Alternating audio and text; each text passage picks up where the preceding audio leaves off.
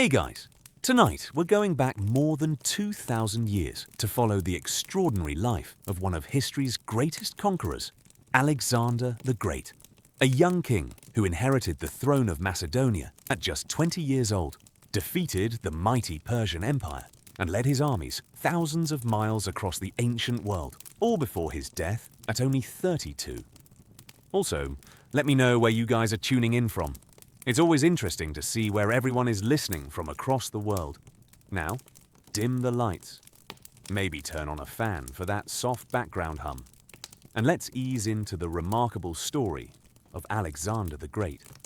Imagine a world where the edge of the map still held mysteries, where armies marched for months across lands they barely knew, where kings ruled over millions of people, and where a journey from Greece to India could seem like a journey to the end of the earth. It was into this world, more than 2,000 years ago, that a boy named Alexander was born. At the time, there was little reason to believe that this young Macedonian prince would become one of the most famous conquerors in human history. He had inherited no great empire. His homeland of Macedonia had once been dismissed by many Greeks as a rough kingdom on the northern edge of their world. Yet within Alexander's lifetime, Macedonian soldiers would march farther than any Greek army before them. Ancient kingdoms would fall, great cities would burn, and Alexander's name would become known from the shores of the Mediterranean to the mountains of Central Asia and the rivers of India. But Alexander's story did not begin with him. It began with a divided Greece, a seemingly unstoppable Persian Empire, and a Macedonian king who was quietly building one of the most formidable armies of the ancient world. For centuries, the Greek world had been divided among independent city-states, known as polis. Athens had grown wealthy through trade and naval power, while Sparta had built its reputation around one of the most feared armies in Greece. These cities had once united against the Persian invasions of the 5th century BC, defeating the forces of Kings Darius and Xerxes. But that unity did not last. Athens and Sparta eventually turned against one another in the devastating Peloponnesian War, beginning decades of conflict that weakened the great Greek powers and left the region bitterly divided. While Greece fought among itself, a new power was rising in the north. In 359 BC, Philip II became king of Macedonia. Philip inherited a kingdom surrounded by enemies and threatened with collapse, but he transformed it into the strongest military power in Greece. He reorganized the Macedonian army, trained his soldiers relentlessly, and expanded the use of the sarissa, an enormous pike that could reach far beyond the weapons of opposing infantry. Fighting in tightly organized formations, Philip's Macedonian phalanx became extraordinarily difficult to approach from the front. But Philip's army was more than a wall of spears. Powerful cavalry could strike an enemy's flanks while the infantry held them in place, and specialized troops gave the Macedonians greater flexibility on the battlefield. Philip combined military strength with diplomacy, political marriages, bribery, and calculated brutality. One by one, Macedonia's rivals were defeated, intimidated, or brought under his influence. Then, in 338 BC, Philip faced a coalition led by Athens and Thebes at the Battle of Chaeronea. The Macedonians won a crushing victory. Philip commanded one section of the army, while his teenage son Alexander fought alongside Macedonia's elite forces. By the end of the battle, organized resistance to Macedonian domination of Greece had been shattered. Philip now stood as the dominant ruler of Greece, but Greece was never meant to be the end of his ambitions. Across the Aegean Sea lay the greatest prize imaginable, the Persian Empire. For generations, Persia had been the superpower of the eastern Mediterranean. Its kings ruled an immense collection of peoples and territories stretching across 3 continents. Its treasuries contained extraordinary wealth, and its rulers could draw soldiers from throughout their vast empire. Philip began preparing for war. Under the banner of avenging the Persian invasions of Greece more than a century earlier, he planned to lead a Macedonian and Greek army across the sea and into Asia. Everything was ready for a campaign that could change the ancient world. But Philip would never lead it, and the man who would take his place was only 20 years old. Alexander was born in 356 BC in the Macedonian capital of Pella. His father was King Philip II, the man who was transforming Macedonia into the dominant military power of Greece. His mother was Olympias, a princess from Epirus whose fierce personality would become almost as legendary as that of her son. From the beginning, Alexander grew up surrounded by power, warfare, political intrigue, and the expectation that one day he might inherit his father's kingdom. Later, writers surrounded Alexander's birth with legends. Stories claim that Olympias dreamed of lightning striking her womb before Alexander was born, while Philip supposedly dreamed that his wife's womb had been sealed with the image of a lion. These tales were written down long after Alexander's lifetime, but they reveal something important about the way he would eventually be remembered. Alexander was not simply seen as another king. Even in antiquity, people tried to explain his extraordinary life by imagining that there had been something extraordinary about him from the very beginning. His childhood, however, was shaped by something far more practical: preparation for kingship. Alexander learned to ride, hunt, fight, command, and survive the dangerous world of the Macedonian court. One of the most famous stories from his youth concerned a horse named Bucephalus. The animal was said to be so wild that no one could control it. Alexander noticed that the horse appeared frightened by its own shadow, turned it toward the sun, and managed to ride it. According to the story, Philip watched his young son and declared that Macedonia would someday be too small for him. Whether every detail of the story is true is impossible to know. But Bucephalus became inseparable from Alexander's legend. The horse would eventually carry him thousands of miles across some of the greatest battlefields of the ancient world. Philip also ensured that his son received an education worthy of a future king. When Alexander was around 13, one of the most famous thinkers in Greek history was brought to Macedonia to teach him: Aristotle. At a school established at Myesa, Alexander studied alongside other young Macedonian nobles who would later become commanders and companions during his conquest. Under Aristotle, Alexander was exposed to philosophy, medicine, science, literature, politics, and the geography of the known world. He developed a particular fascination with Homer's Iliad and with its legendary warrior, Achilles. Ancient accounts suggest that Alexander admired Achilles deeply and carried a copy of the Iliad during his campaigns. For a young prince raised in a culture that celebrated heroic warriors, Achilles represented the kind of immortal glory that could be earned through extraordinary deeds. Alexander would not have to wait long to begin earning a reputation of his own. When he was only 16, Philip left Macedonia on campaign and entrusted Alexander with authority at home. During his father's absence, a Thracian tribe known as the Maidi rebelled. Alexander responded quickly, defeated the uprising, captured their settlement, and established a new colony there. According to later accounts, he named it Alexandropolis after himself. It was an early glimpse of the man he would become. But Alexander's first experience in a truly major battle came 2 years later. In 338 BC, Philip's growing power brought Macedonia into direct conflict with an alliance dominated by Athens and Thebes. The two sides met near the town of Chaeronea. Alexander was only 18 years old, yet Philip trusted him with an important position in the Macedonian army. The fighting was fierce. The Thebans fielded their famous Sacred Band, an elite unit regarded as one of the finest fighting forces in Greece. But the Macedonian army Philip had spent years creating proved superior.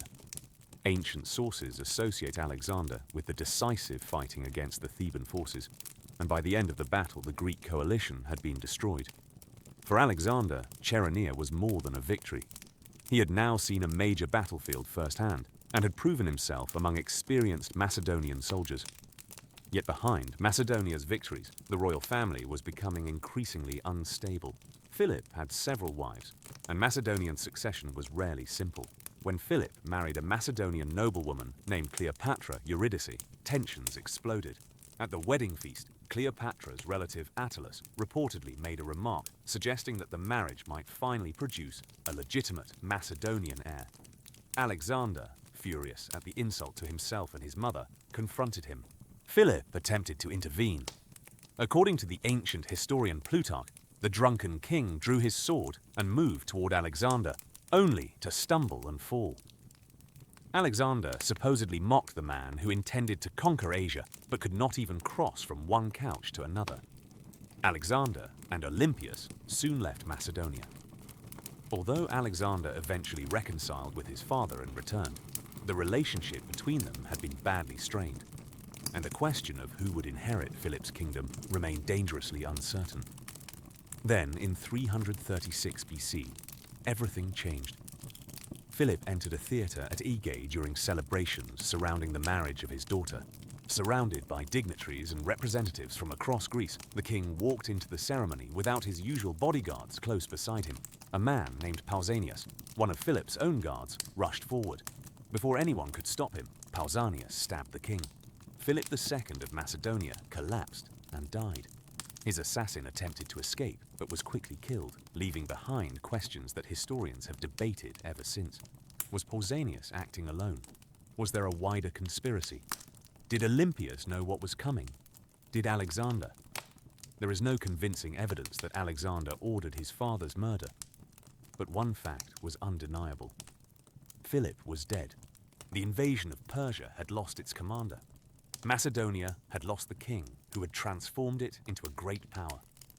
Enemies throughout Greece and the surrounding regions suddenly saw an opportunity to break free. And standing at the center of this crisis was Philip's 20-year-old son. Alexander was now king. When news of Philip II's assassination spread across the Greek world in 336 BC, Macedonia's enemies saw opportunity. The king who had spent more than 2 decades building Macedonian power was dead, and the young man who replaced him was only 20 years old. To many of Alexander's rivals, this seemed like the perfect moment to tear Philip's empire apart. Alexander could not afford to hesitate. His first danger came from within Macedonia itself. The royal court was filled with potential rivals, ambitious nobles, and members of the extended royal family who might challenge his claim to the throne. Macedonian succession was rarely peaceful, and Alexander understood that a rival left alive could quickly become the center of a rebellion. With the support of powerful generals who had served his father, Alexander secured the throne and moved rapidly against potential threats. Some were executed, others disappeared from political life. Attalus, the influential general who had insulted Alexander at Philip's wedding feast, was killed after being accused of treasonous correspondence. Alexander's mother, Olympias, also returned to Macedonia and took brutal action against members of Philip's other family. Within a remarkably short period, Alexander's most dangerous domestic rivals had been eliminated. But securing Macedonia was only the beginning. To the south, rumors spread that Alexander himself had been killed. Cities that had reluctantly accepted Philip's dominance began considering rebellion. Athens celebrated reports of Philip's death, while other Greek states hoped that Macedonia's grip over Greece might finally be broken. Alexander responded with speed. He marched south before his opponents could organize themselves. The sudden appearance of the Macedonian army stunned the Greek states, many of which had expected months of instability after Philip's death. Instead, Alexander arrived at the head of the same powerful army his father had created. Resistance quickly collapsed. The Greek states recognized Alexander as the leader of the alliance Philip had established, and he inherited his father's position as commander of the planned invasion of Persia. For the moment, Greece was under control. Then Alexander turned north. Several tribes along Macedonia's northern frontier had also risen in revolt. Alexander marched into the Balkans in 335 BC, campaigning against Thracian and Illyrian forces through difficult mountains and across dangerous rivers. These early campaigns revealed one of the qualities that would define his career: extraordinary speed. Alexander seemed capable of appearing before his enemies had even realized he was coming. He defeated the rebellious tribes and secured Macedonia's northern frontier. But while Alexander was campaigning far from Greece, another rumor began spreading south. This time, people said Alexander was dead, and Thebes decided to act. Thebes had once been one of the most powerful cities in Greece. Its army had defeated Sparta at Leuctra decades earlier, but Philip's victory at Cheronea had brought the city under Macedonian domination.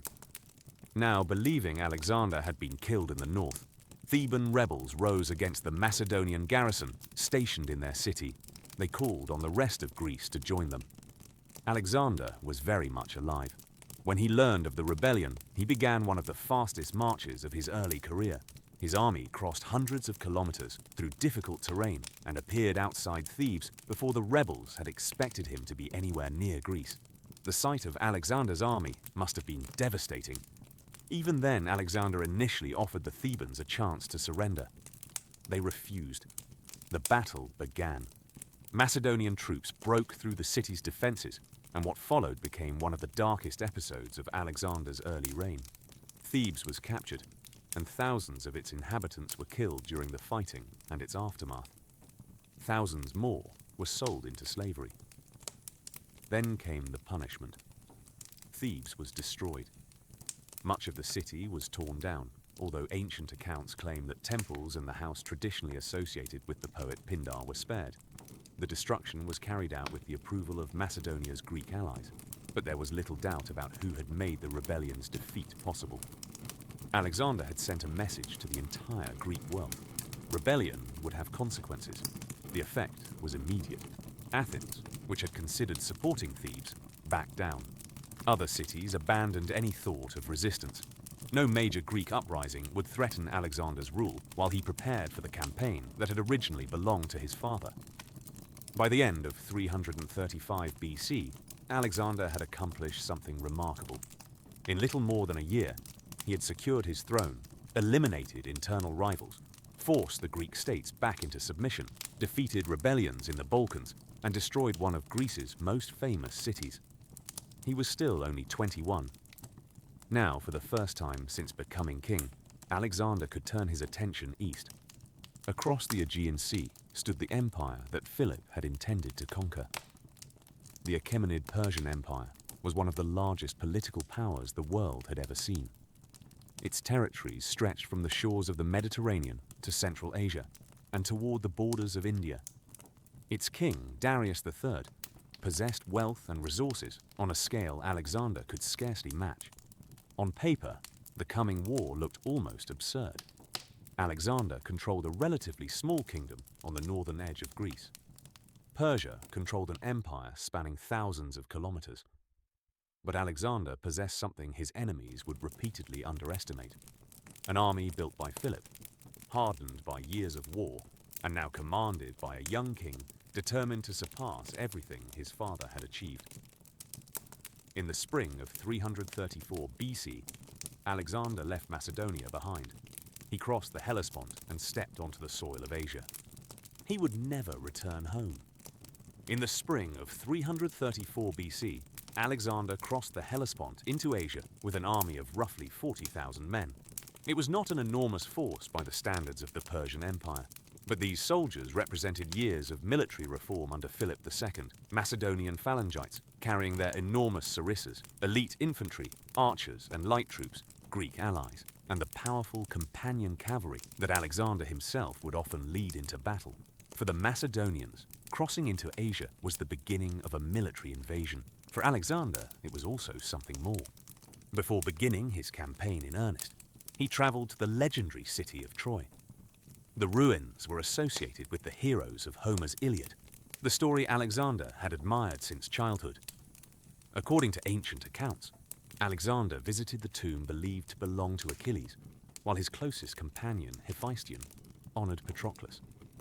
Alexander placed a wreath upon Achilles' tomb and paid tribute to the warrior he had idolized as a boy. Whether Alexander truly believed he was following in Achilles' footsteps is impossible to know. But the symbolism was unmistakable. The heroes of legend had crossed into Asia to fight a great war. Now Alexander had done the same. The Persian commanders in Asia Minor were already gathering to stop him. The western provinces of the empire were governed by powerful officials known as satraps, and several assembled their forces near the Granicus River. Among them was an experienced Greek mercenary commander named Memnon of Rhodes, who understood the danger Alexander represented. Memnon reportedly advised the Persians to avoid a major battle.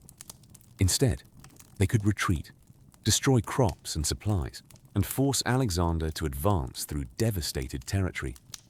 Macedonia's resources were limited, and Alexander's invasion depended heavily on maintaining momentum.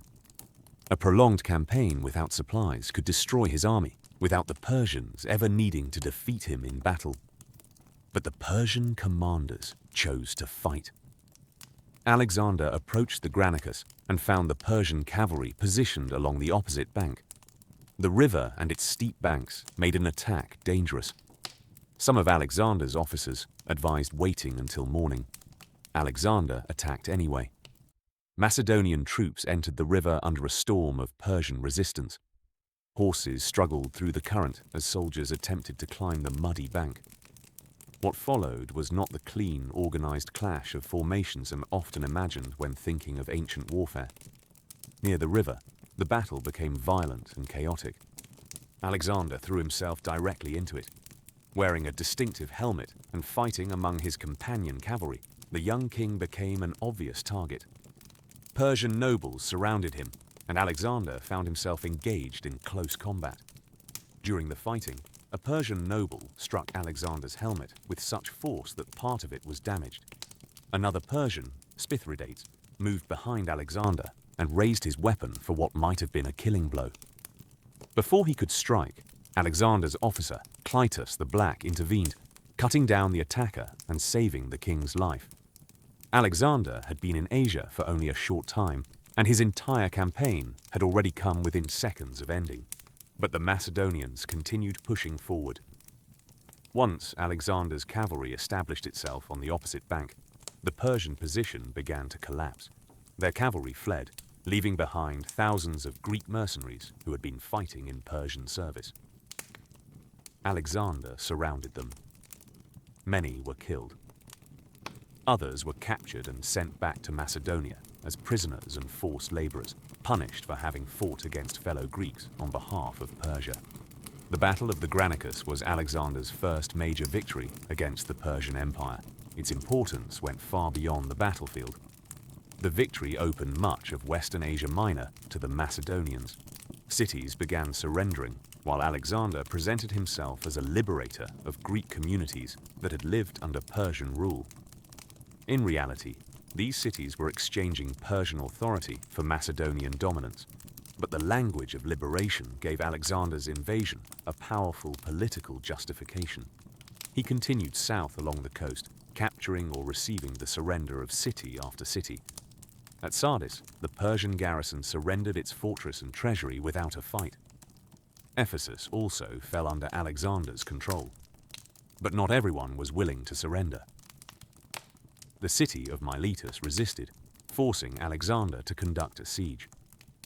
Nearby, the Persian fleet remained a serious threat. Persia possessed overwhelming naval strength, drawing ships from Phoenicia, Cyprus, and other maritime regions of the empire. Alexander could not easily defeat this fleet at sea, so he chose another strategy. Rather than fight Persia's navy directly, Alexander would capture the ports and coastal cities that supported it. Without bases, supplies, and friendly harbors, the Persian fleet's advantage would gradually become far less useful. That strategy soon brought him to Halicarnassus, where Memnon of Rhodes organized a determined defense. The city possessed strong fortifications, and the Macedonians were forced into difficult siege operations. Fighting continued until the defenders eventually withdrew, leaving parts of the city burning behind them. Alexander had won again, but Memnon escaped. For the next several months, Alexander continued through Asia Minor. His army marched along the southern coastline before turning inland. Every victory brought new territory, new supplies, and new soldiers, but it also carried Alexander farther from Macedonia. Then, at the ancient city of Gordium, Alexander encountered a strange object that would become part of his legend. An old wagon stood tied to a post by an extraordinarily complicated knot. According to tradition, an oracle had declared that whoever managed to untie the Gordian knot would become ruler of Asia. Alexander attempted the puzzle. Ancient sources disagree about exactly what happened next. In the most famous version, Alexander simply drew his sword and cut through the knot. Whether the story happened exactly this way mattered less than what it came to represent. Alexander was not a man who intended to be stopped by problems simply because others believed they had no solution.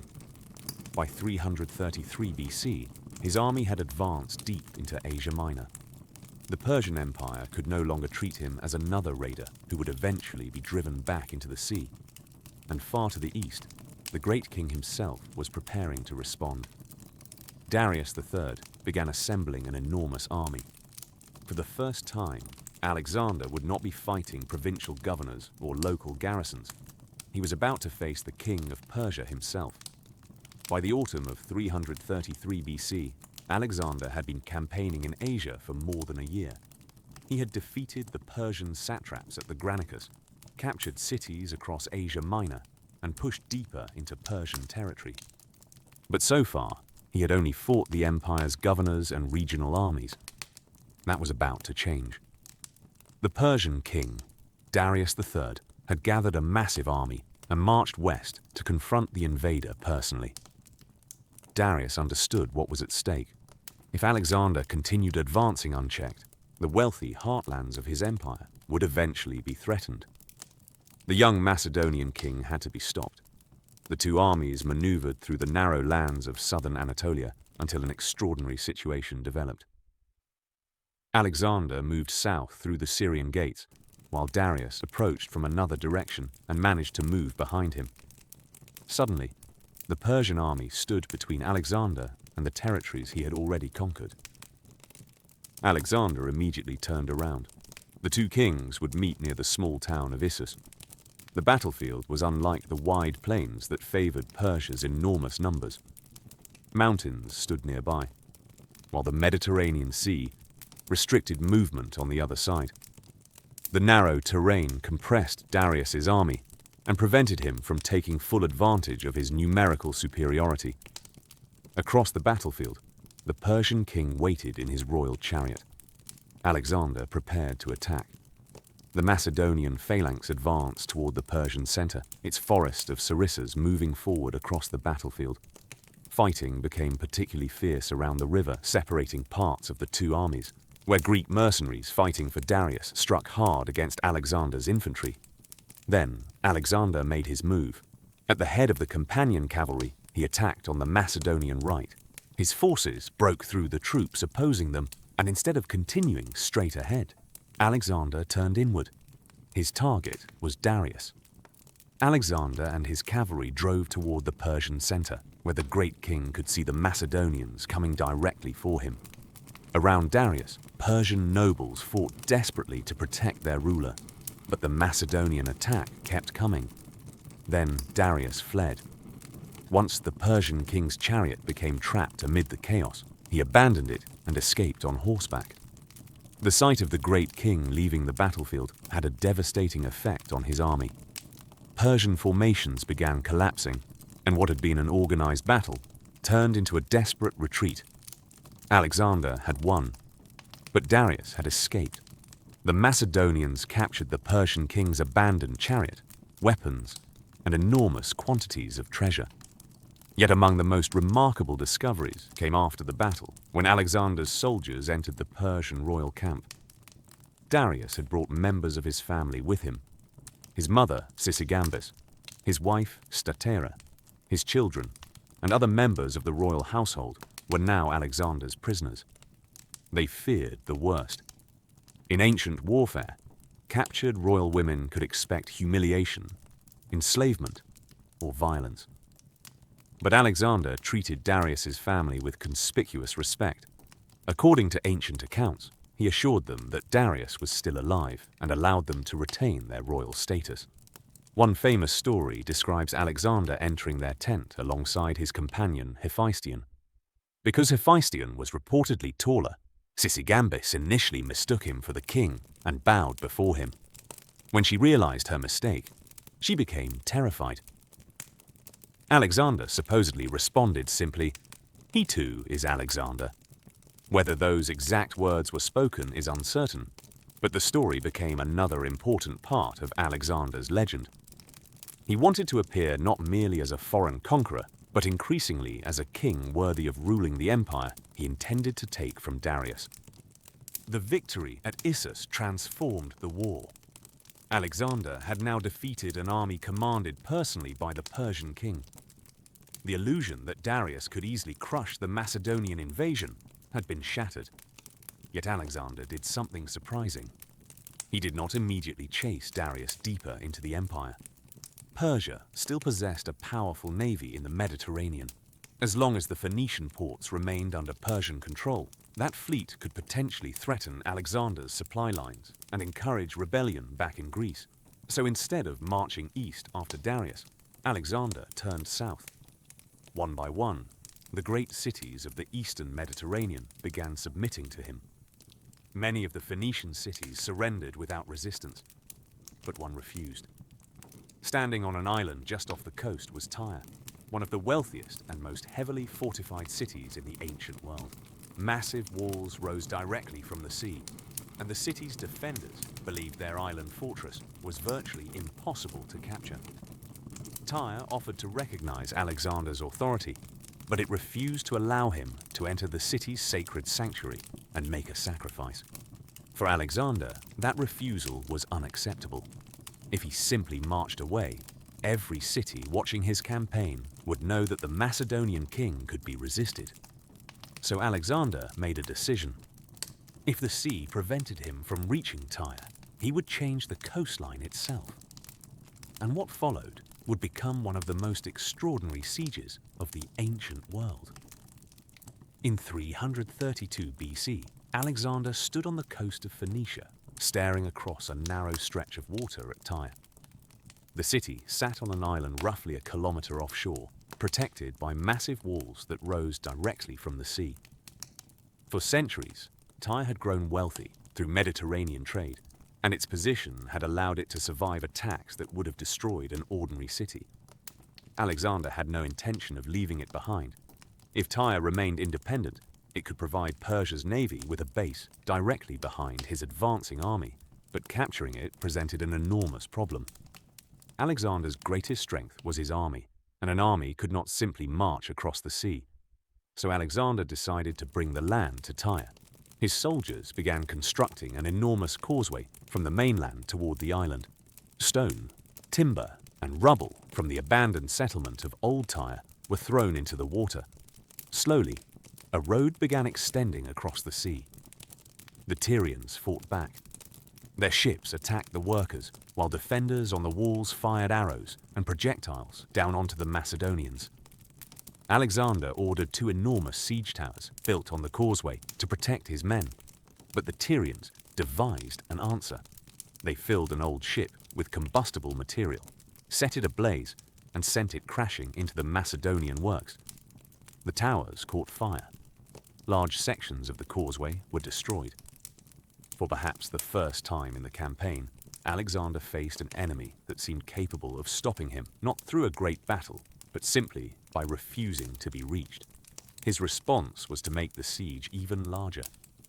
Alexander widened the causeway and gathered ships from the Phoenician and Cypriot cities that had submitted to him.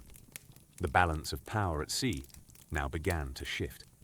The same naval network that had once supported Persia was increasingly fighting for Alexander. Tyre was surrounded. Macedonian engineers mounted siege equipment aboard ships and began attacking the city's walls from the water. Tyrian divers attempted to cut anchor cables. Ships collided in violent fighting around the harbour, while catapults and archers exchanged fire across the walls. For 7 months, Tyre resisted. Then Alexander's forces finally created a breach. Macedonian troops stormed through the damaged defences, while other soldiers attacked from ships. Once inside, the fighting became brutal. Thousands of Tyrians were reportedly killed, while many thousands more were enslaved. The precise numbers given by ancient writers may be exaggerated, but the fate of the city was unmistakably severe. Tyre had believed its walls and the sea could protect it. Alexander had proven otherwise. The siege sent another message throughout the eastern Mediterranean. Geography itself would not necessarily save a city from the Macedonian king. Alexander continued south toward Egypt, But another fortress stood in his path. Gaza resisted him. The city stood on elevated ground behind strong walls, and its Persian commander Batis refused to surrender. Alexander's engineers initially believed their siege equipment could not reach the walls effectively, so the Macedonians constructed enormous earthworks around the city to raise their siege machines into position. The siege lasted roughly 2 months. Alexander was wounded during the fighting, but the attacks continued until Macedonian troops finally entered the city. Gaza suffered a devastating fate, and ancient sources describe Alexander treating Batis with particular cruelty after his capture, although some details of these accounts are difficult to verify. With Gaza defeated, the road into Egypt was open, and unlike Tyre and Gaza, Egypt did not resist. Egypt had been conquered by the Persian Empire decades earlier, and Persian rule was deeply unpopular among parts of the population. When Alexander entered the country in late 332 BC, he was welcomed rather than confronted by a major Persian army. For Alexander, Egypt offered more than another province. It offered legitimacy. The pharaoh was not simply a political ruler. Egyptian kingship was deeply connected with religion, and Alexander adopted the traditional role of pharaoh. He participated in ceremonies and made offerings to Egyptian gods, presenting himself as the legitimate successor to the rulers who had come before him. Then, near the western edge of the Nile Delta, Alexander selected the site for a new city. It would bear his name, Alexandria. The location was ideal. It stood between the Mediterranean and the interior of Egypt, positioned to become a bridge between the Greek and Egyptian worlds. Alexander would never live to see the city's greatest achievements, but Alexandria would eventually become one of the most important cities of antiquity, a center of commerce, scholarship, and culture, famous for its great library and lighthouse. But Alexander's most mysterious journey in Egypt took him far away from the Nile. He traveled west across the desert toward the remote oasis of Siwa. There stood an oracle dedicated to the god Amun, whom the Greeks associated with Zeus. The journey was difficult, crossing hundreds of kilometers of desert, but Alexander was determined to consult the oracle. What happened inside the sanctuary remains uncertain. Ancient writers offer different accounts, and Alexander never publicly revealed everything he had supposedly been told. Later traditions claim that the priest greeted him as the son of Zeus Ammon, reinforcing the idea that Alexander possessed some form of divine ancestry. Whether the oracle actually said this, whether Alexander misunderstood the greeting, or whether later writers embellished the story is impossible to determine. But from this point onward, Alexander's relationship with divinity became increasingly important. He had grown up admiring Achilles and the heroes of myth. Now he had conquered lands his ancestors had never seen, defeated the Persian king, and been recognized as pharaoh of Egypt.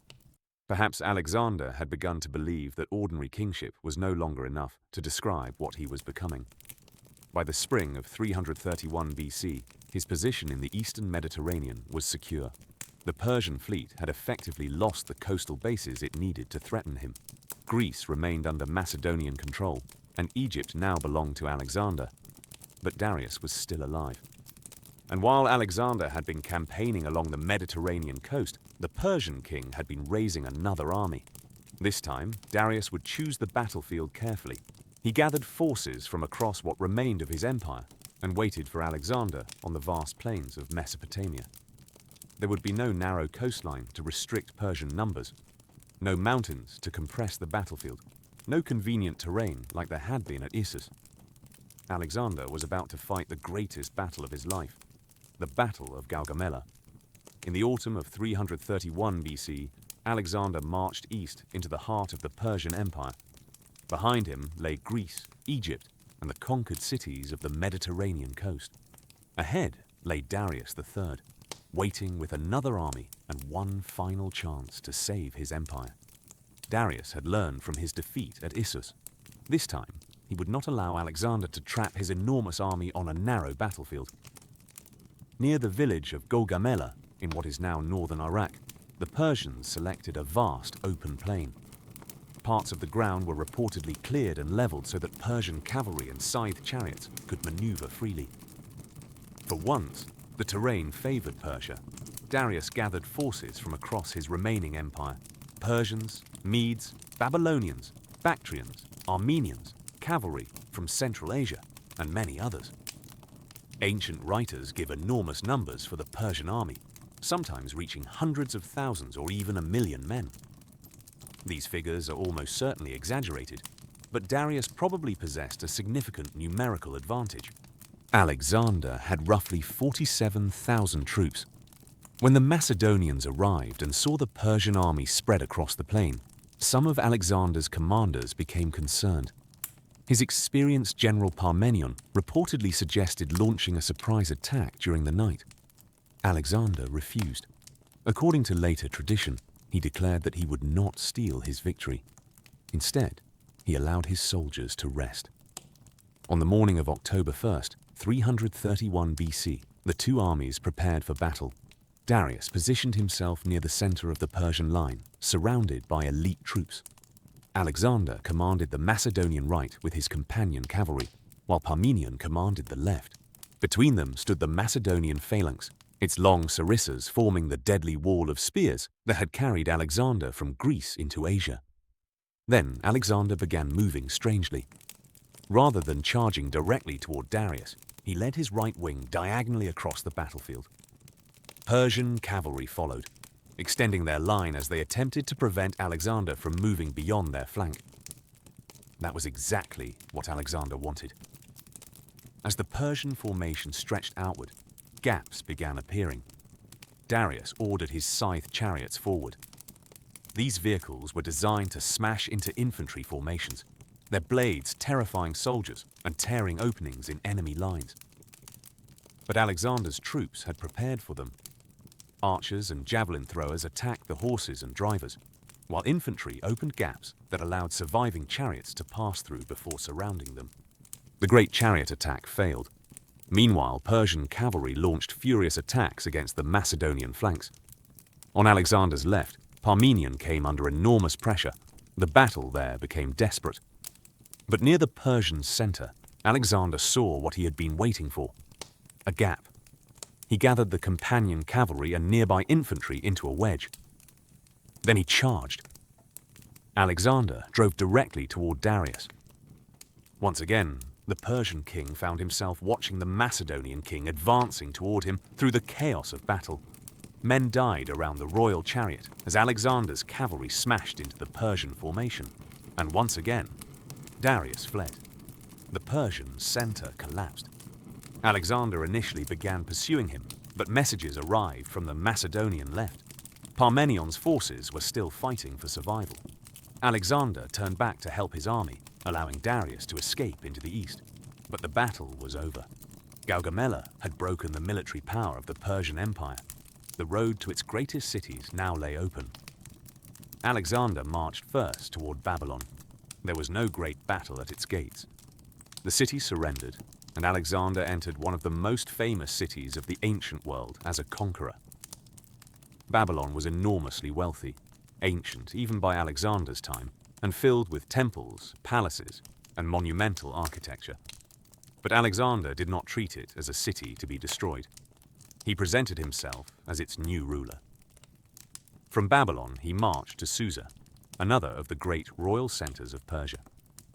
There, he captured an extraordinary treasury containing vast quantities of silver and gold accumulated by generations of Persian kings. Yet the symbolic heart of the empire still lay ahead: Persepolis. To reach it, Alexander marched deeper into the Persian homeland. At the Persian gates, a Persian commander named Ariobarzanes attempted to block him in a narrow mountain pass. The terrain temporarily neutralized Macedonia's advantages, and Alexander's first attacks struggled. But Alexander found a route around the Persian position. The defenders were overwhelmed. Soon afterward, the Macedonians entered Persepolis. For generations, Persian kings had constructed enormous palaces there. Delegations from across the empire had climbed its stairways, carrying tribute to the great king. Reliefs carved into stone displayed the many peoples who lived under Persian rule. Now a Macedonian king stood inside those palaces. Alexander seized the royal treasury. Then, several months later, Persepolis burned. Ancient accounts disagree about exactly why. One tradition claims the fire began during a drunken celebration after an Athenian woman named Thais encouraged Alexander to burn the palace as revenge for the Persian destruction of Greek temples more than a century earlier. Another possibility is that the burning was a deliberate political act, a symbolic announcement that the old Persian dynasty had been defeated. Whatever the reason, flames consumed parts of the palace complex. Alexander would later reportedly regret the destruction. But Darius was still alive. The Persian king had fled east, hoping to raise another army in the distant provinces of his empire. Alexander pursued him relentlessly. The chase stretched across hundreds of kilometers, but Darius's own commanders were beginning to lose faith. Among them was Bessus, the powerful satrap of Bactria. As Alexander closed in, Bessus and other Persian officers arrested Darius. They took their king prisoner and continued retreating east. Alexander followed. When the Macedonians finally approached, Bessus and his companions abandoned Darius after mortally wounding him. Alexander arrived too late. According to later accounts, he found the Persian king dying beside the road. Some stories claim Alexander covered Darius's body with his own cloak and ordered that he receive a royal burial. Whether the scene happened exactly this way is uncertain. But politically, Darius's death changed everything. Alexander was no longer simply the foreign king attempting to destroy Persia. The Persian king was dead, and Alexander began presenting himself as his successor. He adopted elements of Persian royal dress and ceremony. Persian nobles were brought into his administration. Men who had once served Darius began serving Alexander. To many Macedonians, these changes were deeply uncomfortable. They had crossed into Asia believing they were conquering Persia. Now their king seemed increasingly interested in ruling it. Meanwhile, Bessus fled into Central Asia and declared himself the new Persian king under the name Artaxerxes V. Alexander could not allow that claim to stand, so he continued east. The great palaces of Persia were behind him. Darius was dead. The Achaemenid Empire, as an independent power, had effectively fallen. Alexander had achieved what his father had only dreamed of. But he did not stop. Beyond Persia lay the mountains, deserts, and rebellious provinces of Central Asia. And there, Alexander would fight some of the longest and most brutal campaigns of his life. By 330 BC, the war Alexander had inherited from his father was effectively over. The great Persian capitals had fallen. Darius III was dead. The armies that had once defended the Achaemenid Empire had been shattered. Alexander could have stopped. He was now master of an empire stretching from Greece and Egypt deep into Asia. Few conquerors in history had achieved so much, and Alexander was still only 26 years old. But somewhere beyond the mountains to the east was Bessus, the man who had helped overthrow Darius and now claimed the Persian throne for himself. As long as Bessus remained free, Alexander's claim to be Darius's successor could be challenged. So the Macedonians marched farther east. They crossed through the eastern Iranian lands and eventually approached Bactria, a region covering parts of modern Afghanistan and Central Asia. This was a very different world from the wealthy cities and broad plains Alexander had conquered farther west. Vast deserts separated settlements, towering mountains blocked the horizon, and highly mobile local warriors could disappear into terrain unfamiliar to the Macedonians. Bessus attempted to slow Alexander by destroying supplies and retreating beyond the Oxus River, but his position was collapsing. Some of his own followers eventually arrested him and handed him over to Alexander.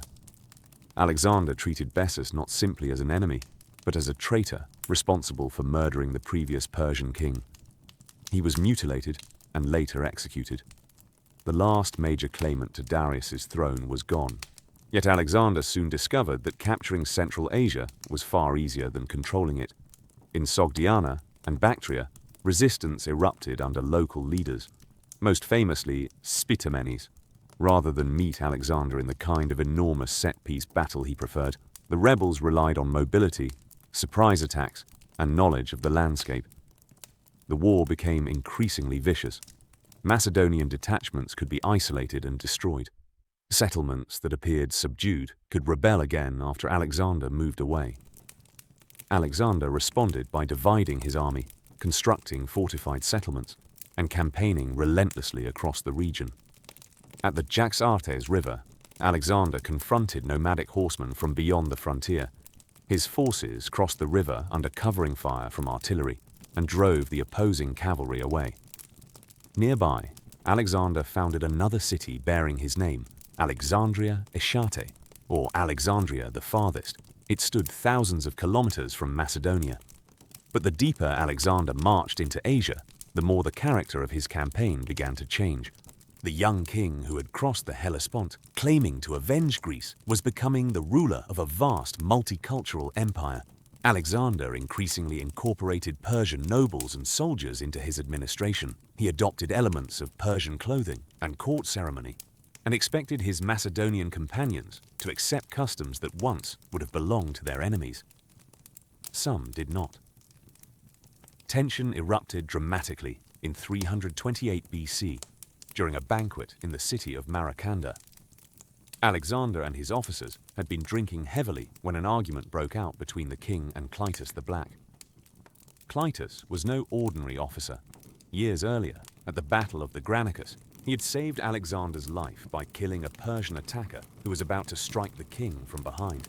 He had served Philip II and belonged to the generation of Macedonian soldiers who remembered the kingdom before Alexander's conquests. During the argument, Clitus reportedly criticized Alexander and praised Philip's achievements. Alexander became furious. The argument escalated until other companions attempted to separate them. But Clitus returned.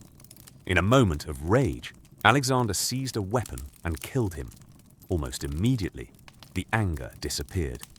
Ancient writers describe Alexander as overwhelmed with grief, horrified that he had murdered the man who once saved his life. Some accounts claim he refused food for days and had to be prevented from harming himself. Whether every detail is accurate, the killing of Clitus revealed how far Alexander's court had changed.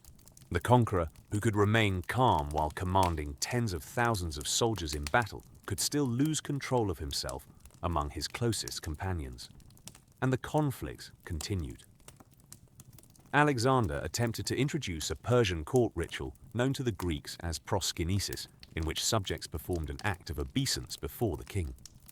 To Persians, the practice formed part of royal court etiquette, but to many Greeks and Macedonians, such gestures were associated with worship of the gods. They refused to treat their king like a god. Among Alexander's critics was the historian Callisthenes, who had accompanied the expedition and was related to Aristotle. Callisthenes openly resisted the practice. Soon afterward, a group of young royal attendants became involved in a plot to assassinate Alexander. Callisthenes was accused of involvement, although his guilt remains uncertain. He was arrested and later died.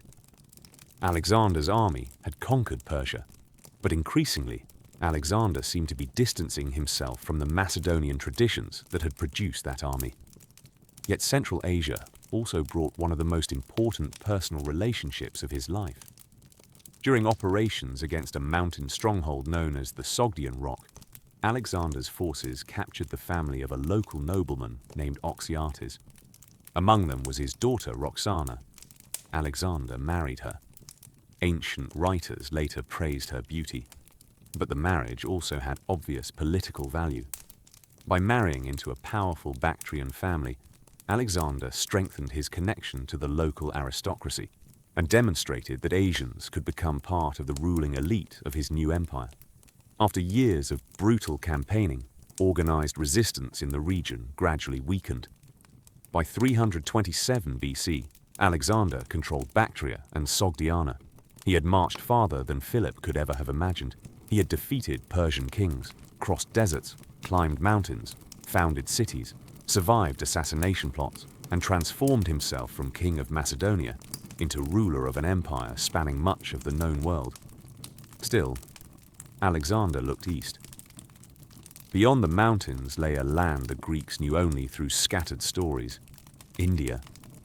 To Alexander, It seemed that he might finally be approaching the edge of the inhabited world, and if he could reach that edge, perhaps he could conquer everything in between.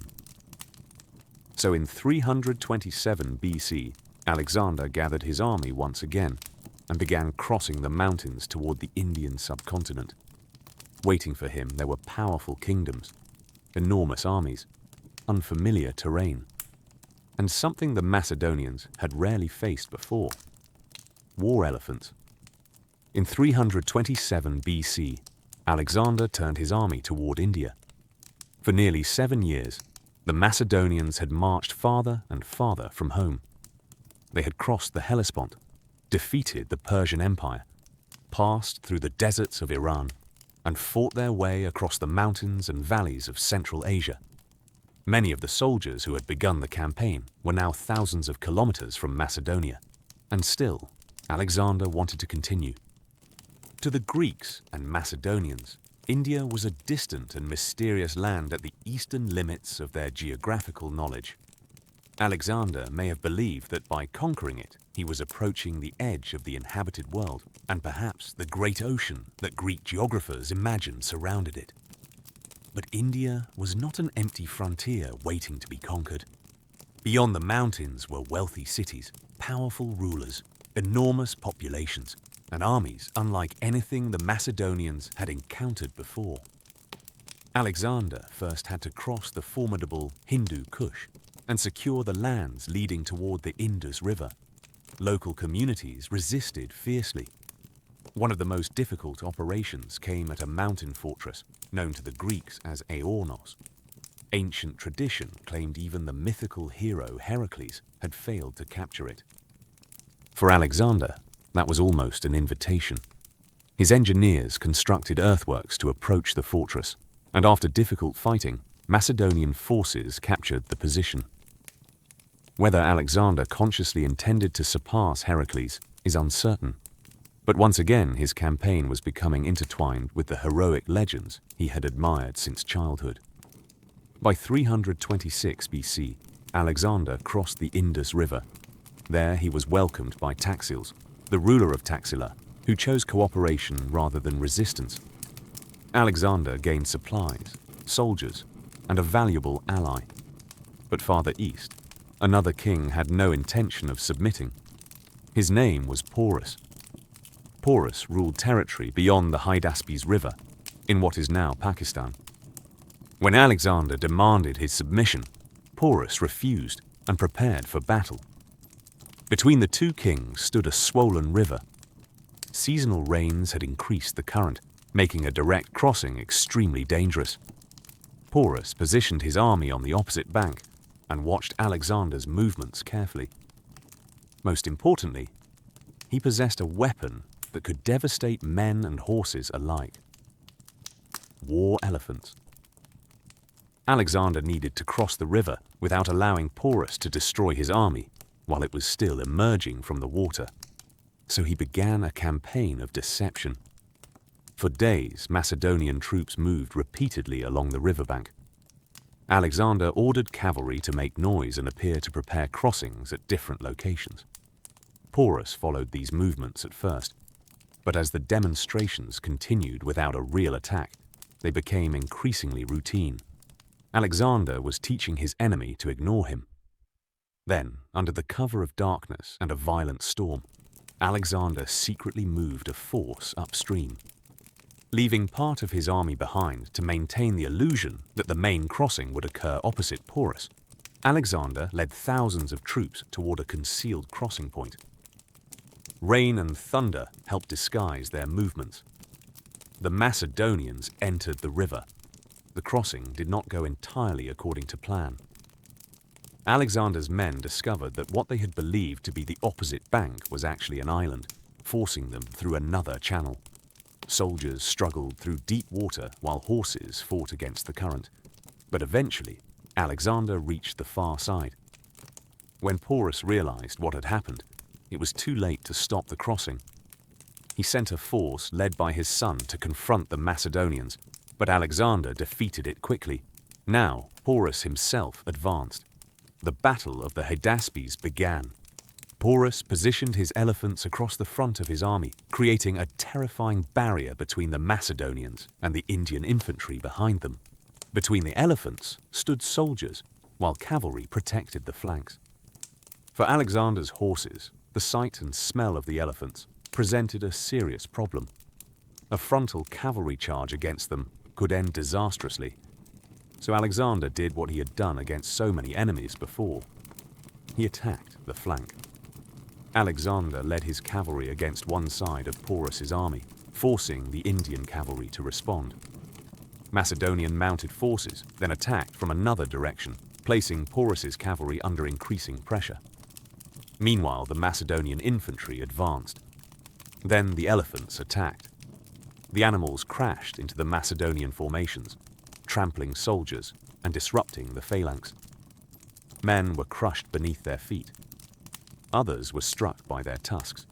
The long Macedonian sarissas could wound the animals, but stopping them was extraordinarily difficult. The battlefield descended into chaos. Yet as the fighting continued, the elephants themselves began to suffer. Wounded and exhausted, some panicked. Others became increasingly difficult for their handlers to control. In the confusion, elephants reportedly trampled friend and enemy alike. Slowly, Porus's army was surrounded. The battle had become one of the hardest Alexander had ever fought. But once again, he won. Porus remained on the battlefield even after the situation had become hopeless. Ancient accounts describe him as an exceptionally tall and imposing man, still fighting from atop his elephant while wounded. Eventually, he surrendered. Alexander met the defeated king and reportedly asked him how he wished to be treated. Porus answered, "Like a king." Alexander asked if there was anything else. Porus supposedly replied that everything was contained in those words. The exchange may have been embellished by later writers, but Alexander was clearly impressed enough with Porus to do something unusual. He gave him his kingdom back. In fact, Alexander eventually granted Porus additional territory, transforming his former enemy into an ally who could govern the region on Macedonia's behalf. But the victory came with a personal loss. Around this period, Alexander's beloved horse, Bucephalus, died. Ancient accounts disagree on whether he died from wounds suffered in battle or from old age. Alexander had ridden him since he was a boy. In his memory, Alexander founded a city named Bucephala near the Hydaspes. The horse that had carried him from Macedonia through the destruction of the Persian Empire would go no farther. Alexander, however, intended to. Beyond Porus's kingdom lay the Ganges plain. Reports reached the Macedonians of powerful states farther east, and armies containing thousands of war elephants. Alexander appears to have wanted to continue toward the Ganges and conquer these kingdoms as well. Perhaps beyond them, he imagined, lay the great Eastern Ocean. For Alexander, another kingdom simply meant another conquest. But his soldiers saw things differently. They had been campaigning for years. Many had not seen Macedonia since 334 BC. They had crossed deserts, mountains, rivers, and battlefields. They had watched friends die from Persian arrows, Central Asian raids, disease, exhaustion, and Indian war elephants. The rain fell relentlessly. Their equipment was worn. Their bodies were exhausted.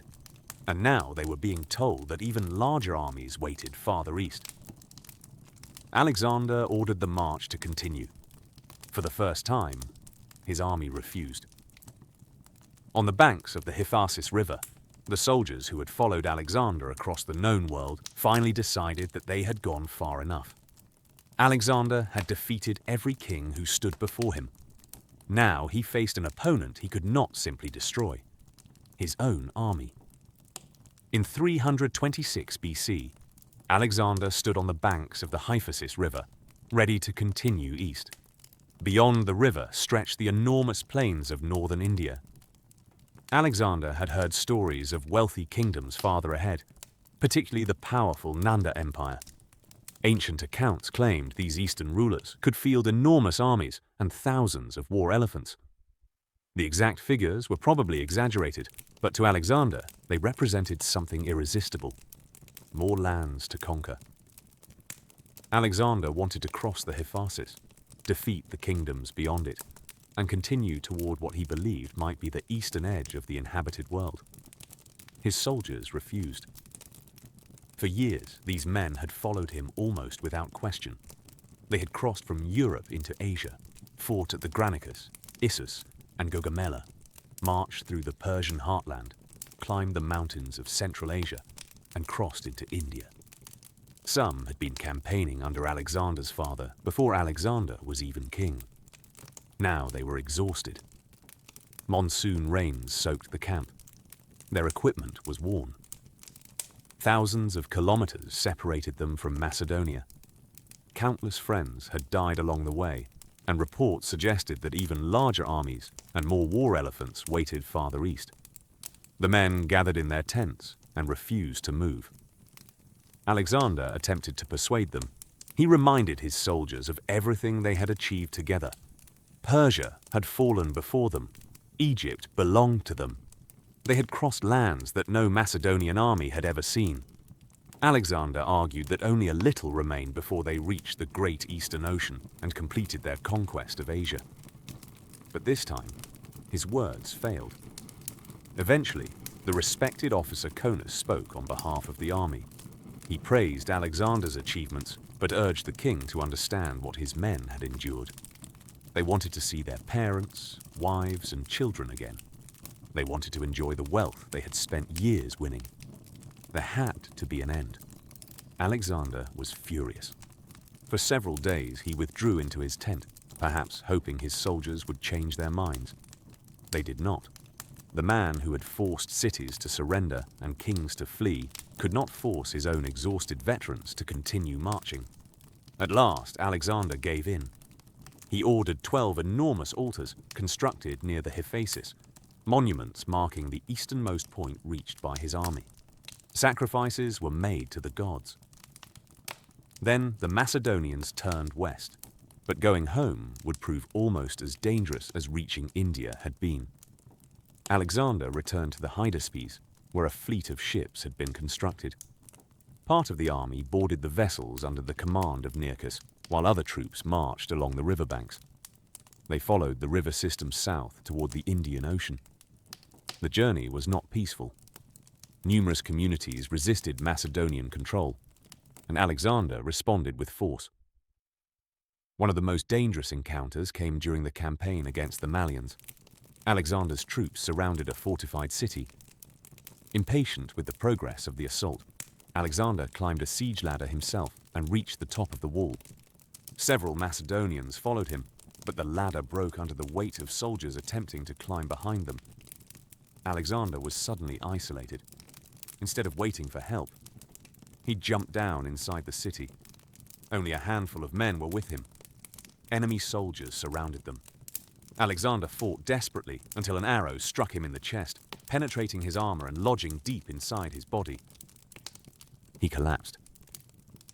For a moment it appeared that the conqueror of Persia might die inside an obscure Indian fortress thousands of kilometers from home. Macedonian soldiers outside the walls went into a frenzy. They forced their way into the city and reached their king. Alexander was carried away. The wound was severe, and rumors spread through the army that he had died. When Alexander recovered enough to appear before his troops, his soldiers reportedly reacted with overwhelming relief. They had refused to follow him farther east, but their loyalty to him remained powerful. Still, Alexander had nearly destroyed himself through the same recklessness that had helped make him legendary. Eventually, the army reached the Indus Delta and the shores of the Indian Ocean. Alexander now divided his forces. Nearchus would lead a fleet westward along the coast toward the Persian Gulf. Alexander chose to lead another part of the army overland through the Gadrosian Desert, across what is now southern Pakistan and Iran. It became one of the worst decisions of his career. Gadrosia was brutally inhospitable. Water sources were scarce and unreliable. Temperatures could become extreme, and maintaining supplies for thousands of soldiers, attendants, and animals was extraordinarily difficult. The army suffered terribly. Men died from thirst and exhaustion. Pack animals collapsed. Supplies were abandoned. Sudden flooding reportedly swept away people and equipment. Ancient writers describe one famous moment during the march. A group of soldiers managed to collect a small amount of water and brought it to Alexander in a helmet. There was not enough for the army. Alexander took the helmet. Then, while his soldiers watched, he poured the water onto the ground. If his men could not drink, neither would he. Whether the story happened exactly as described is uncertain, but it captured the image Alexander wanted to project, a king who endured the same suffering as his soldiers. Yet the suffering itself was very real. A significant portion of the people traveling through Gedrosia may have died during the crossing. Why Alexander chose such a dangerous route remains debated. He may have wanted to surpass legendary figures said to have failed in the region. He may have intended to support Nearchus's fleet along the coast, or he may simply have underestimated the desert. Whatever his reasoning, the price was enormous. By 324 BC, the survivors finally returned to the wealthier regions of the former Persian Empire. Alexander had been gone for years, and during his absence, problems had begun appearing throughout his vast territories. Officials had abused their positions. Some satraps may have assumed Alexander would never return from India. They were wrong. Alexander began punishing corrupt or disloyal administrators and reorganizing his empire. But another conflict was developing much closer to him. Alexander increasingly wanted Macedonians and Persians to become part of a single ruling system. At Susa, he organized a spectacular mass wedding in which Macedonian officers married Persian noblewomen. Alexander himself married Statera, a daughter of Darius III, while already married to Roxana. He also trained thousands of young Persian soldiers in Macedonian methods of warfare. To many Macedonian veterans, the message was disturbing. They feared they were being replaced. The tension finally exploded at Opis. When Alexander announced plans to send thousands of older and wounded Macedonian soldiers home, the army mutinied. The soldiers accused him of favoring Persians and challenged him to continue his wars with his new subjects instead. Alexander reacted furiously. The leaders of the mutiny were arrested, and Alexander delivered a bitter speech reminding the Macedonians of everything Philip, and then Alexander himself, had given them.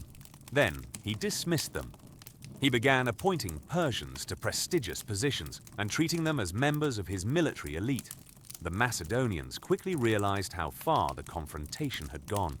They begged for reconciliation. Alexander eventually accepted them back, and a great banquet was held in an attempt to symbolize unity between Macedonians and Persians. But Alexander's empire was changing. He was no longer merely the king of Macedonia who had conquered Persia. He was trying to create something new from both worlds. Then, late in 324 BC, Alexander suffered one of the most devastating losses of his life. His closest companion, Hephaestion, became ill at Ecbatana and died. Alexander was shattered. The two men had grown up together and had traveled from Macedonia to the edges of India side by side. Ancient sources describe Alexander cutting his hair in mourning and ordering elaborate ceremonies in Hephaestion's honor. He eventually planned an enormous funeral monument for him in Babylon. But Alexander did not stop planning new campaigns. Arabia was next. Ships were being constructed. Armies were being organized. Alexander appears to have envisioned new expeditions around the Arabian Peninsula, and perhaps even farther beyond. After more than a decade of conquest, his ambitions remained almost limitless. In 323 BC, Alexander entered Babylon. He was 32 years old. He had survived arrows, swords, sieges, deserts, disease, mutinies, and some of the greatest battles of the ancient world. He had conquered nearly everything he had set out to conquer. But within a matter of weeks, Alexander the Great would be dead. In the spring of 323 BC, Alexander entered Babylon at the height of his power. More than a decade had passed since the 20-year-old king inherited Macedonia from his father. In that time, he had destroyed the Persian Empire, conquered Egypt, marched through Central Asia, crossed into India, and created a realm stretching thousands of kilometers from Greece to the Indus Valley. And Alexander was not finished.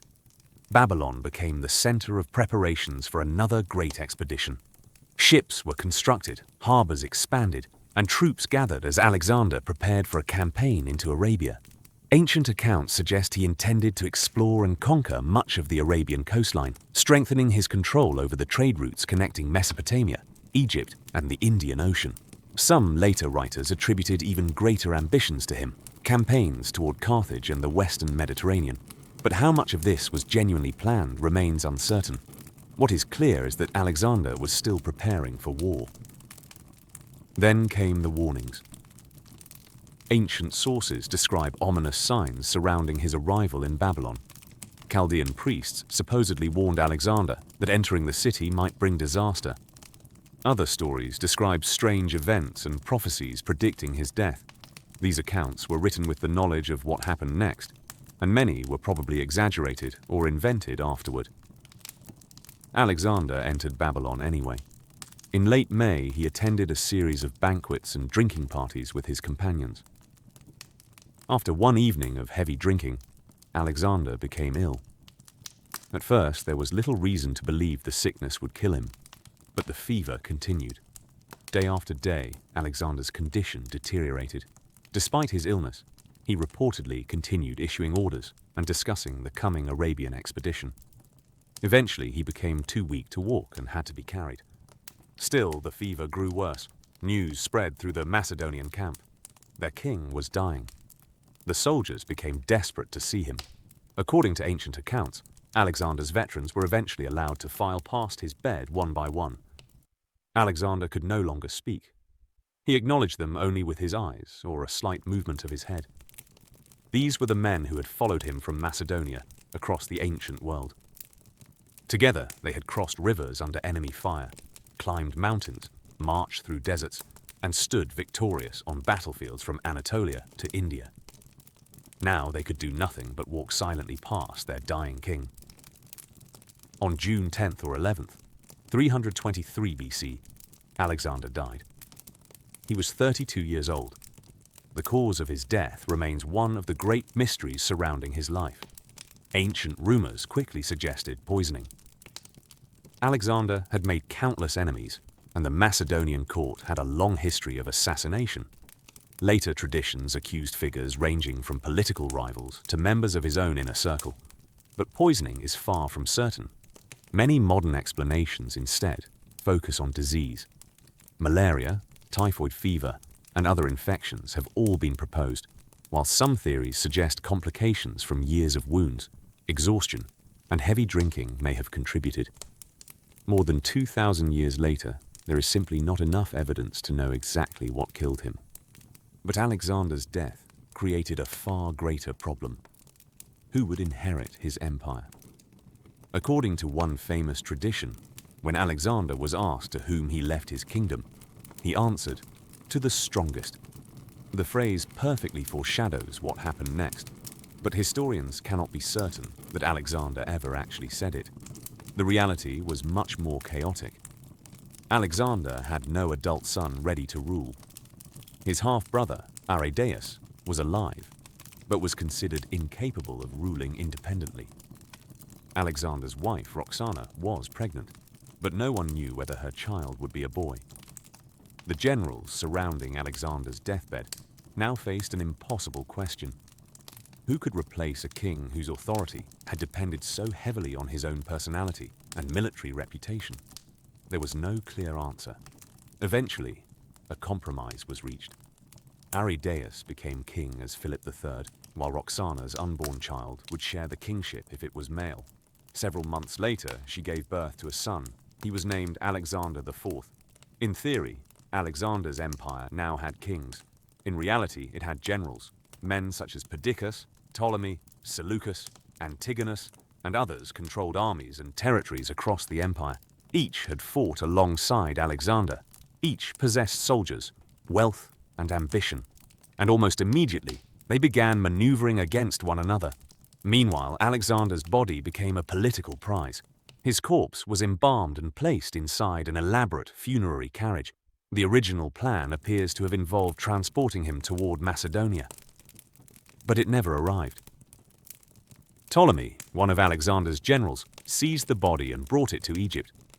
Alexander was eventually entombed at Alexandria, the city he had founded on the Mediterranean coast. For centuries afterward, his tomb became one of the most famous sights in the ancient world. Roman leaders, including Julius Caesar and Augustus, were later said to have visited it. Eventually, however, the tomb disappeared from history. Its location remains unknown. But Alexander's empire would disappear much sooner. Without him, the fragile political system he had created began breaking apart. The generals who once fought together under Alexander now turned their armies against one another. The wars that followed would last for decades. Alexander had conquered an empire in little more than 10 years. His successors would spend generations tearing it apart. When Alexander died in 323 BC, he left behind an empire unlike anything the Greek world had ever seen. From Macedonia and Egypt to the mountains of Central Asia and the Indus Valley, enormous territories had been brought under the authority of a single king. But Alexander had built his empire faster than he had built a system capable of surviving him. Almost immediately, it began to fracture. His generals, later known as the Diadochi, or successors, initially claimed to govern on behalf of Alexander's royal family. In reality, each controlled armies, cities, treasuries, and provinces of his own. Alliances were formed and broken. Former companions became enemies. For decades, the men who had once conquered Asia together fought one another for pieces of Alexander's empire. The struggle was ruthless. Alexander's half-brother, Philip III, was eventually killed. His mother, Olympias, was executed. Alexander's wife, Roxana, and their young son, Alexander IV, were murdered, eliminating the direct line of the conqueror who had transformed the ancient world. No single successor managed to reunite everything Alexander had conquered. Instead, several powerful kingdoms emerged from the ruins. In Egypt, Ptolemy established a dynasty that would rule for nearly 3 centuries. Its final ruler would become one of the most famous women of antiquity, Cleopatra VII. Across much of the former Persian Empire, Seleucus created the enormous Seleucid Empire, controlling territories stretching from Anatolia deep into Asia. Macedonia itself passed through years of conflict before eventually coming under the Antigonid dynasty. Alexander's empire was gone, but the world created by his conquest was only beginning. Greek and Macedonian settlers had followed Alexander's armies eastward, while new cities were established throughout the conquered territories. Greek became an important language of administration, commerce, and scholarship across much of the eastern Mediterranean and Near East. At the same time, Greek culture did not simply replace the cultures already living there. Ideas mixed. Artistic styles changed. Religious traditions influenced one another. Greek settlers encountered Egyptian, Persian, Babylonian, Jewish, Central Asian, and Indian societies. The result was the Hellenistic world, an interconnected age shaped by both Greek influence and the ancient civilizations Alexander had conquered. Perhaps nowhere represented this new world better than Alexandria in Egypt. The city Alexander had founded became one of antiquity's greatest centers of trade and learning. Under the Ptolemies, scholars gathered there from across the Mediterranean. Its famous Library of Alexandria became associated with an extraordinary attempt to collect and study the knowledge of the known world, while the enormous Lighthouse of Alexandria became one of the 7 wonders of the ancient world. Farther east, Greek influence reached places that would have seemed unimaginably distant to earlier generations. Greek-speaking kingdoms eventually appeared in Bactria and parts of the Indian subcontinent. Coins depicted rulers in Greek styles. Greek artistic traditions interacted with Buddhist culture, contributing to distinctive forms of Greco-Buddhist art centuries after Alexander's death. Alexander had not planned all of these developments, but his conquests created the conditions that made them possible. His military legacy was equally enormous. For centuries, generals studied the battles of Granicus, Issus, Gaugamela, and the Hydaspes. Alexander repeatedly demonstrated the power of combining infantry, cavalry, missile troops, engineers, and siege equipment into a coordinated army. He understood speed and surprise, often moving before his opponents believed an army could possibly arrive. And perhaps most famously, Alexander led from the front. He personally commanded cavalry charges and repeatedly placed himself in extraordinary danger. He was wounded numerous times and came close to death on several battlefields. That courage inspired intense loyalty. It also revealed one of his greatest flaws. Alexander's willingness to risk his life could easily have destroyed everything he had built years before Babylon. His impulsiveness could become brutality. Cities that resisted him could face catastrophic punishment. The destruction of Thebes, the siege of Tyre, the campaigns in Central Asia, and the violence of the Indian expedition reveal a far darker side of his conquest. Alexander was responsible for enormous suffering. And as his power grew, his behavior became increasingly controversial even among his own men. He killed Clytus the Black in a drunken rage. He executed or removed men he believed threatened his rule. He adopted elements of Persian kingship that alienated Macedonian veterans, and his apparent interest in divine status disturbed some of the people closest to him. This contradiction has followed Alexander's reputation for more than 2,000 years. Was he a visionary, attempting to unite different peoples under a new kind of empire? Or was he an endlessly ambitious conqueror whose wars devastated enormous regions simply because he refused to stop? The answer is not simple. Alexander could show extraordinary respect toward defeated enemies, as he did with Porus and the family of Darius. Yet he could also respond to resistance with terrifying violence. He could be patient enough to plan some of history's most brilliant battlefield maneuvers, yet impulsive enough to leap alone into an enemy fortress. He admired philosophy, literature, exploration, and the cultures he encountered. But above everything else, Alexander wanted glory, and in that, he succeeded. When Alexander became king in 336 BC, Macedonia controlled Greece and was preparing to invade Persia. When he died 13 years later, the Persian Empire no longer existed. Alexander's armies had marched thousands of kilometers across 3 continents. He had defeated every major army sent against him, captured some of the richest cities on earth, founded settlements across his empire, and reached lands few Greeks had ever imagined seeing. He was only 32 when it ended. Perhaps that is one reason his story became legendary. Alexander never grew old. There was no long decline, no final military defeat, no enemy king who eventually conquered him and marched him through the streets in chains. His greatest opponent was ultimately time.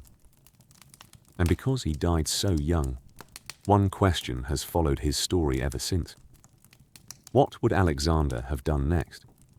Would he have conquered Arabia? Would he have turned west toward Carthage and Italy? Would his empire have survived if he had lived another 20 years? Or would his endless ambition eventually have pushed his army into a war even Alexander could not win? We will never know.